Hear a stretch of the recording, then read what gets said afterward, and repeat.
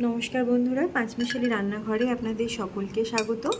आजके बानिये देखाबो चाना चाट बा छोलार चाट।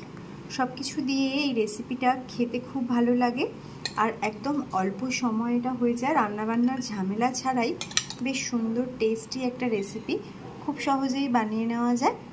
আপনারাও ট্রাই করতে পারেন। দেখে ভালো লাগলে অবশ্যই লাইক শেয়ার করবেন আর কমেন্ট করে জানাতে ভুলবেন না আপনাদের কেমন লাগলো।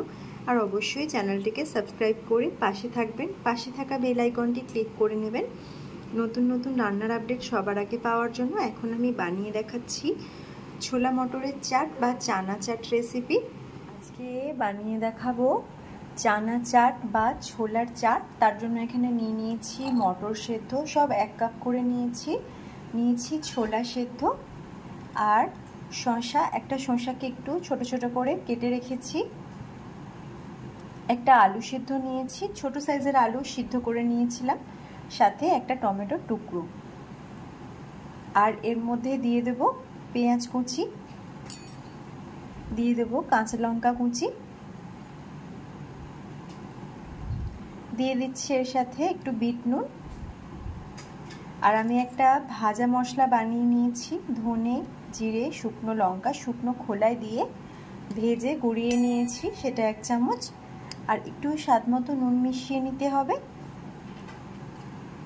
বিট নুন দিয়েছি তাই খুব বেশি পরিমাণে নুনটা দিলাম না। আর দিয়ে দিচ্ছি এর মধ্যে তেঁতুল জল, আমি তেঁতুল ভিজিয়ে কাঠটা বার করে অল্প একটু জল রেখেছি, তেঁতুল জল মিশিয়ে দিয়েছি। এবার দিয়ে দিচ্ছি লেবুর রস, লেবুর রসটা দিলে একটা সুন্দর ফ্লেভার তৈরি হবে। সব কিছু একসাথে দিয়ে একটু ভালো করে মিশিয়ে নিতে হবে, খেতে দারুণ লাগে। এখন ভালো করে একটু নেড়েচেড়ে মিশিয়ে নিতে হবে। আর এর মধ্যে দিয়ে দেবো চাট মশলা,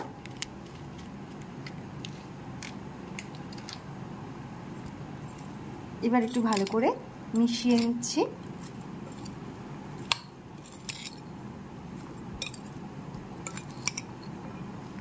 খেতে ভীষণ মজাদার একটা রেসিপি, আপনারাও ট্রাই করতে পারেন। খুব অল্প সময়ে এটা হয়ে যায় আর খেতেও দারুণ লাগে।